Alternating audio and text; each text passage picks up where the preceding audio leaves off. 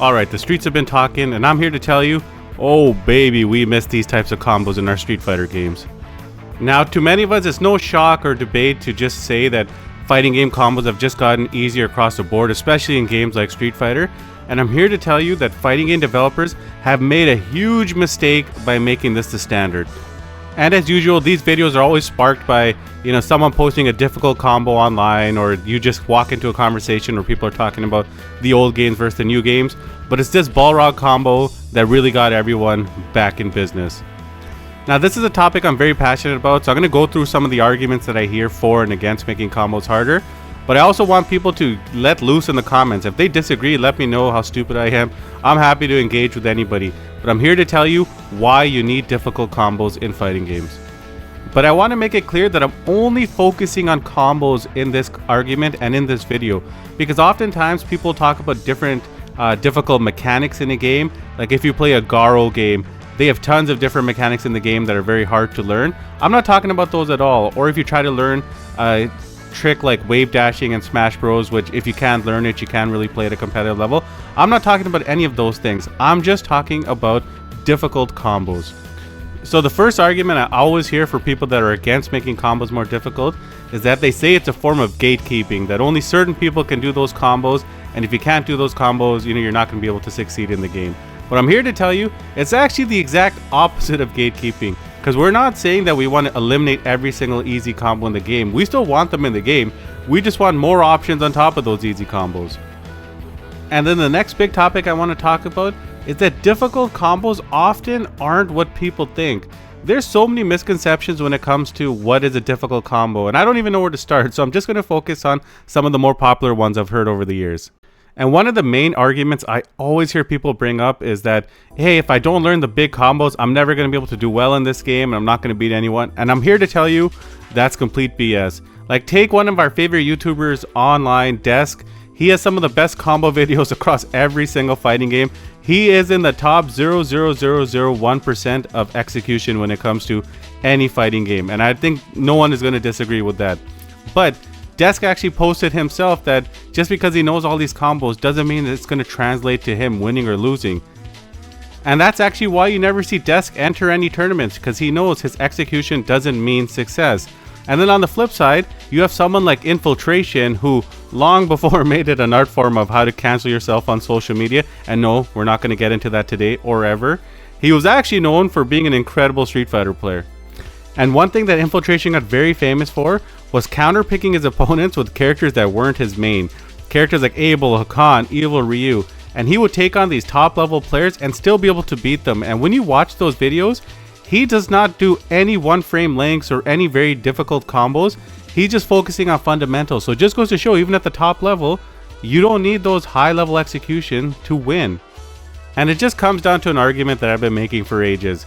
If I put you in a room with Daigo to play Street Fighter 4 and I said, hey Daigo, you can't use any one frame links or difficult combos, are you still going to beat Daigo? Chances are, no, you're not. And it has nothing to do with the combos he has access to or anything like that. He's just fundamentally sound, and that's why I want to say it's not a scary thing to have difficult combos. And then the next thing I always see is people associate hard combos with, big damage combo routes, big boy damage, home run plays that only few people can do, and that's such a small way of looking at it. There's so much more to difficult combos that we got to look at.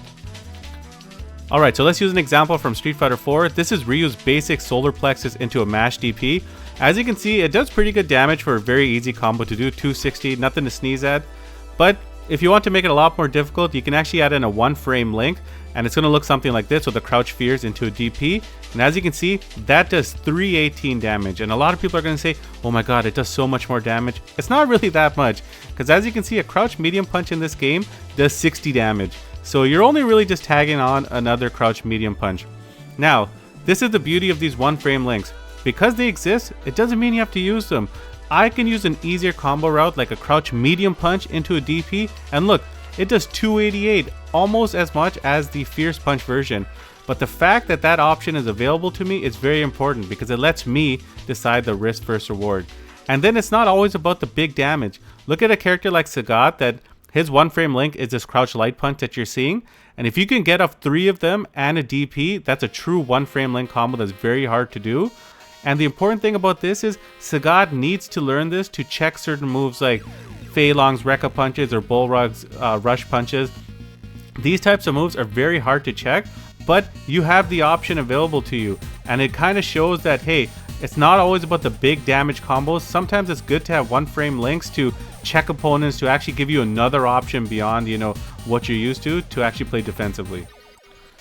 And because you don't have these types of difficult combos or situation anymore, I'm telling you, you hurt the final meta of the game. And what I mean by that is, our newer games that don't have that many combo routes, it almost feels like you're going on a drive or you're on a road. There might be some twists and turns along the way, but you know for the most part where you're going to get to, because most of the stuff is all homogenized now and people are just going to figure things out really quickly. But the older games are almost like going into a maze that has multiple entries and multiple exits. You might go a meter building route, you might go a route that goes for high damage, but because there's so many different options, you lead yourselves in a position where you can have so many different outcomes, and that creates a lot of chaos. And as a viewer, I find that to be very entertaining, but also as a player, because you never know how a set's gonna go just based on the decisions that you make. And I think we definitely lose out as a community when we don't have those options available. And that's why I say, when you take away this player expression, you take away a ton from the game and the community itself. There were so many players of all levels, even people that didn't consider themselves very good at the game. They loved learning a new combo and implementing it and practicing it, because you actually put in the hours to learn it. You put in the game time to learn it. And that's just how humans are wired. We're going to figure things out that we like, and we feel happy when we're able to implement them, even if we're not the best players in the world. But what I'm saying is, just don't take that choice away from the player. Let the player decide if they want to do something that's difficult or they want to do something that's easy. Just don't make everything easy. And players aren't afraid of difficult things or hard things. And Ed, for example, from Street Fighter 6 is a perfect example of this. He is a character that technically is much harder to use than other characters in this game. He's got tons of different routes, tons of different juggle options. He actually has some very hard combos when it comes to, learning his level 2 juggle combos. But if you look at how many people at so many different levels that just love playing Ed, and I already see the comments in the Ed training videos that I've made, people love playing this character because of all those different variations. The fact that you have all these different routes available to you, you're always thinking. He's a thinking man's character, as I like to say. People love that type of thing, and I feel the more that we get away from that, the more we're hurting the final product. And then finally, people are not turned off of difficult video games. Street Fighter 4 was a hard game, it sold tons. Dark Souls is a hard franchise, it sells tons. All these arena shooters and arena based games that these kids are playing these days, they're extremely difficult to get good at, but guess what, they still sell like hotcakes. So the fact that the developers think that we got to make games more accessible so they're easier to play, I think they are actually patronizing the people that get into the games. Because if you like the game, you're going to spend time into it, and the key of a good game is where people at all levels can enjoy it. Take a game like Smash Bros, for example. That's like the gold standard of this. You have casual players that have an absolute blast with it, but at the top level, it's an extremely hard game to get good at. And I think that's the sweet spot, and Capcom is capable of doing something like that as well. But I definitely feel they gotta make the combos a bit harder, because it's more rewarding to play as well. And then just before I get to the conclusion, the reason why this might be harder to implement is because it really only impacts less than 1% of the community that plays the game, let's be real. 99% of people that pick up a fighting game, they don't care about these combos or whether they're in the game or they're not in the game.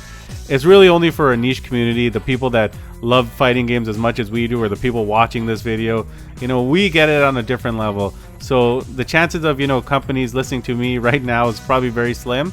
But I definitely think, we need these back in the game in some way or some form.